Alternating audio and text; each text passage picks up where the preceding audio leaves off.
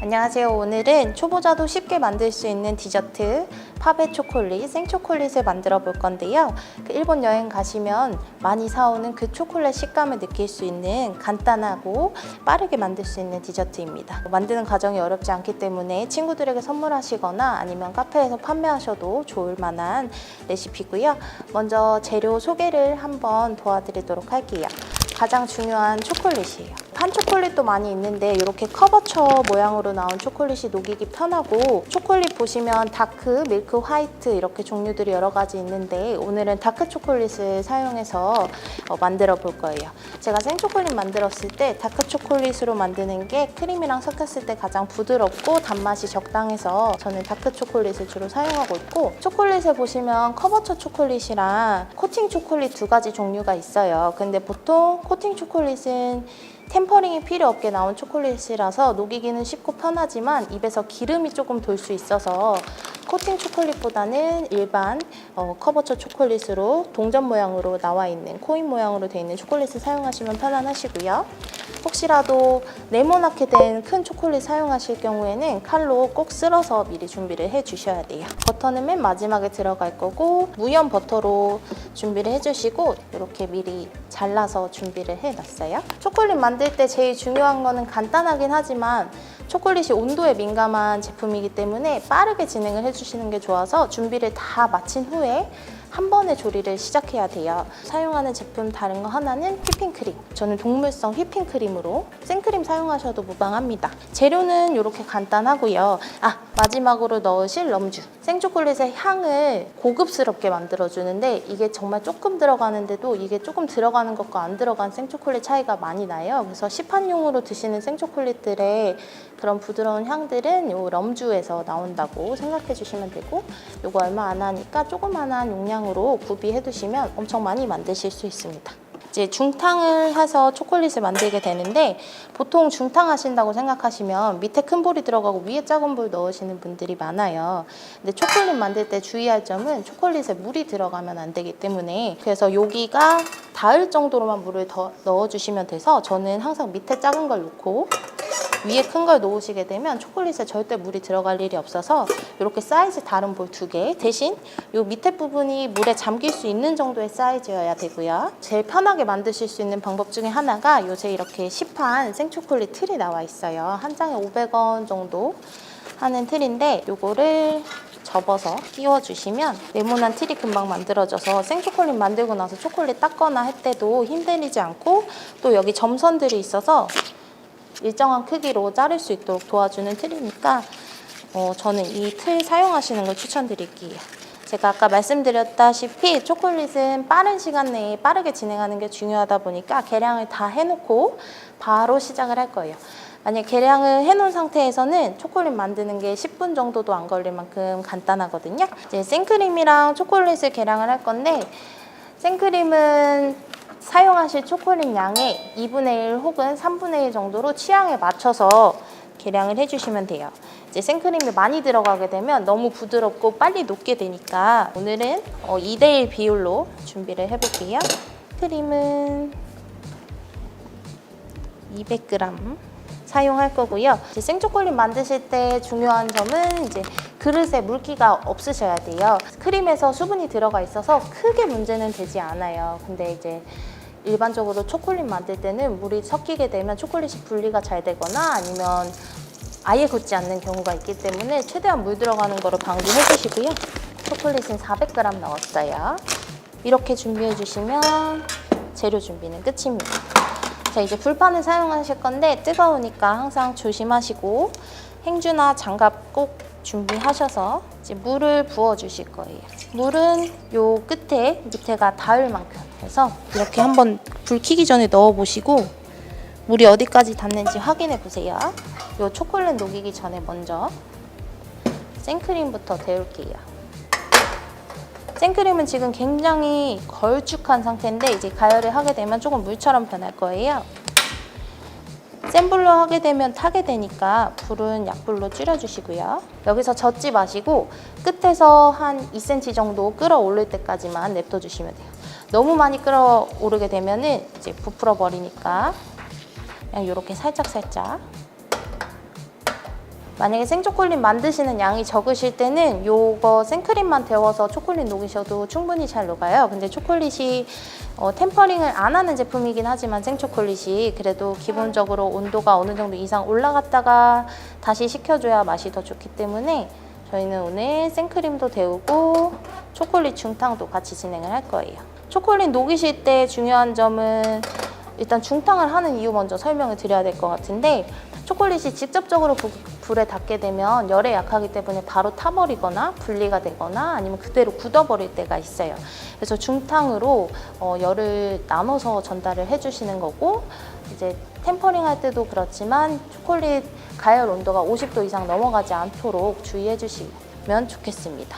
혹시라도 생크림을 데우시다가 요 바깥의 부분이 타게 되시면 이제 초콜릿을 부으실 때 절대 긁지 말고 탄 부분이 나오지 않도록 부어주시면 될 것 같고, 생크림 데우시는 온도는 너무 크게 신경 쓰실 필요는 없고, 아까 그 걸쭉했던 생크림이 이렇게 물처럼 풀릴 때까지만 데워주시면 돼요. 이 정도만 데워서 여기다가 준비를 해놓고, 이제 물이 어느 정도 끓어오르면 불은 약불로 줄여주시고요. 항상 뜨거울 수 있으니까 조심해 주시고, 초콜릿은 들어가자마자 바로 빠르게 저어주세요.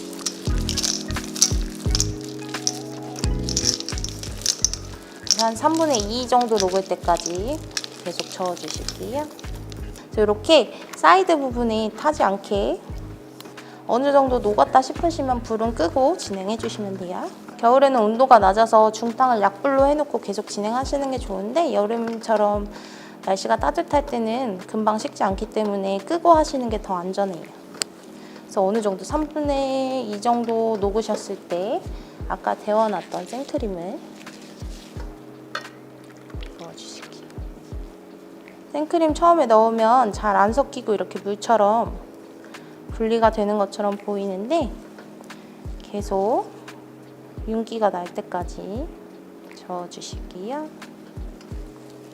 아까 데워놓은 생크림이 너무 식었거나 물 온도가 식은 것 같으시면 중탕기 다시 켜가지고 해주시면 되고, 보시면 점점 걸쭉하게. 여기서 중탕을 너무 뜨겁게 하시게 되면 나중에 굳을 때 생각보다 엄청 오래 걸릴 수도 있어요. 그래서 중탕은 적당히 하시는 게 좋고, 보시면 아까 분리되어 있던 생크림이 다 이렇게 초콜릿에 섞여서 들어갈 때쯤에 버터를 넣어주실 거예요. 아까 잘라놨던 버터가 잔열로 녹을 수 있도록 버터가 녹을 때까지 또 저어주실게요. 이렇게 생초콜릿처럼 재료가 단촐하고 간단할수록 어떤 재료를 쓰는지에 따라서 맛이 많이 크게 달라지니까 좀 저렴한 생크림이나 휘핑크림 사용하셔도 좋지만 좋은 재료로 사용하셔도 시판보다 절반 가격이면 다 만들어서 드실 수 있거든요. 그래서 저는 기왕 하시는 거 크림은 꼭 동물성 크림으로, 생크림으로 진행하시고, 버터도 무염 버터로, 이제 버터까지 다 녹았어요. 그래서 초반이랑 다르게 윤기가 반짝반짝 나고 있죠. 버터까지 다 녹았다. 그러면 이제 럼을 넣어주실 거예요. 럼은 취향껏 넣어주시면 되는데 너무 많이 말고 10g 정도 넣어주시면 될 것 같아요.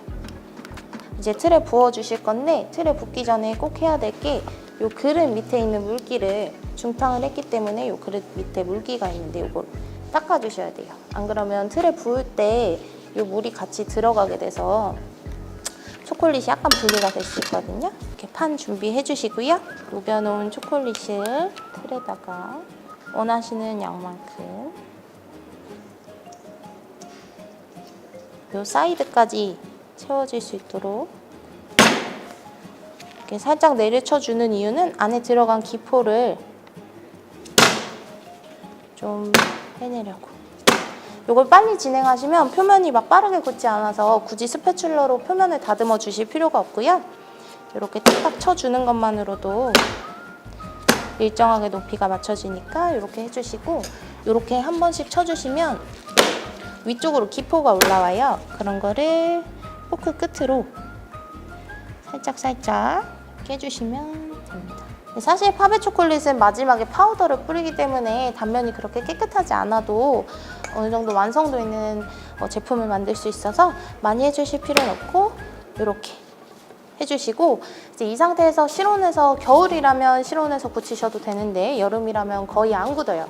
얘가 생크림이 들어간 제품이라서 그런 것도 있고, 여름에는 이제 상온이 20 몇 도가 넘어가기 때문에 초콜릿이 기본적으로 녹아 있을 수 있는 온도여서 여기서 한 김만 빼주시고 여 위에 랩 덮어서 냉동실에다가 빠르게 굳히시고 싶으시면 냉동실에 2~3시간, 천천히 해도 괜찮으시다 싶으시면 랩 씌워서 냉장고에서 보관해 주시면 되고요.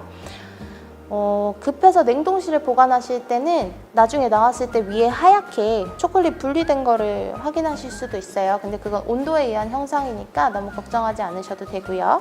저는 초콜릿 굳혀서 포장할 때 다시 돌아오겠습니다. 네, 이제 2~3시간 정도 지나서 냉장고에서 초콜릿이 완성됐어요.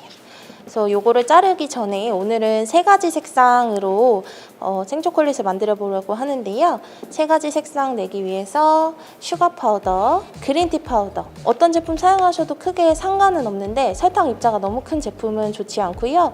오리지널 말차 100% 파우더 사용하셔도 되지만 조금 너무 쓰고 진할 수 있어서 저는 제가 좋아하는 하루야마 제품으로 준비를 해봤습니다. 이제 초콜릿을 잘라볼 건데요. 일회용 틀을 이용했기 때문에 분리가 굉장히 쉬워요. 이제 생초코 사이즈는 원하시는 대로 하셔도 되고 저는 여기 있는 눈금대로 잘라보도록 할게요. 그래서 이렇게 눈금이 있는데 선을 살짝 내주시고, 사실 생초코는 뭐 엄청 이쁘게 잘리지 않아도 파우더로 덮을 거기 때문에 크게 문제는 없지만 그래도 기왕이면 이쁘게, 칼을 너무 많이 달구시게 되면 초콜릿 자르면서 바로 녹아버리니까 너무 많이 달구진 마시고 불 사용하시니까 꼭 손 조심하세요.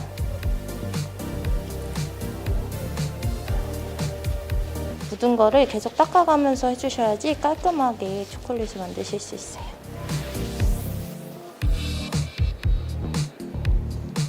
만약에 파우더를 안 묻히는 초콜릿이라면 이렇게 손대는 거를 손에 열기 때문에도 금방 녹을 수 있거든요. 그래서 절대 하시지 말라고 말씀드리는데 오늘은 파우더를 묻힐 거니까 예쁘게 이렇게 하시는 방법이 있고, 다른 방법은 이제 봉투에다가 파우더를 넣고 초콜릿을 넣고 흔들어 주시는 방법이 있어요. 근데 그 방법의 단점은 이제 파우더가 너무 뭉칠 수도 있고 이제 초콜릿 모양이 많이 망가질 수 있어서 추천드리지는 않아요. 기왕이면 이쁘게.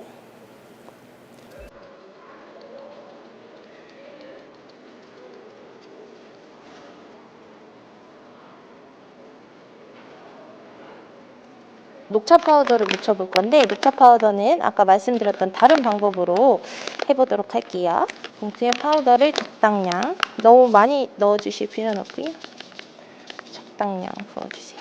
근데 만약에 봉투에다가 진행하실 거면 꼭 아까 자른 상태에서 냉장고에 넣어놨다가 좀 단단해진 상태에서 하시는 걸 추천드려요. 너무 말랑말랑거릴 때 봉투에다가 하면 많이 초콜릿이 뭉개질 수 있어서.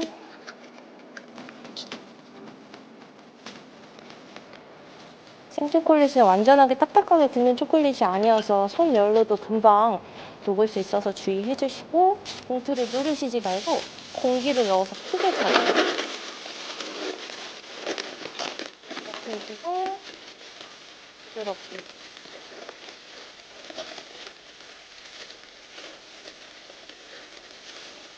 흔들어주시고요. 만약에 파우더가 너무 뭉치거나 양이 적으면 이쁘게 안 될 수가 있어요. 지금 보시면 골고루 잘 묻었죠. 파우더 양이 너무 많을 경우에는 이제 덩어리지거나 뭉칠 수 있으니까 적정량을 조절해서 해주시면 되고, 이제 녹차 파우더는 슈가 파우더나 이런 거랑 다르게 엄청 뭉치거나 하는 성질이 아니어서 봉투로 하셔도. 네, 이렇게 해서 삼색 초콜릿이 완성됐습니다. 통에다가 담아서 포크랑 같이 포장해서 선물하셔도 좋고요. 아니면 OPP 봉투에 2개씩 담아서 조그맣게 잡아서 선물하셔도 좋고, 드실 때는 생초콜릿이다 보니까 냉장 보관 해주시고 또 포크 같이 넣어서 포장해 주시면 아주 좋은 선물이 될 수 있을 것 같아요. 이상으로 초보자도 쉽게 만들 수 있는 생초콜릿 만들기였습니다. 다음에 봬요.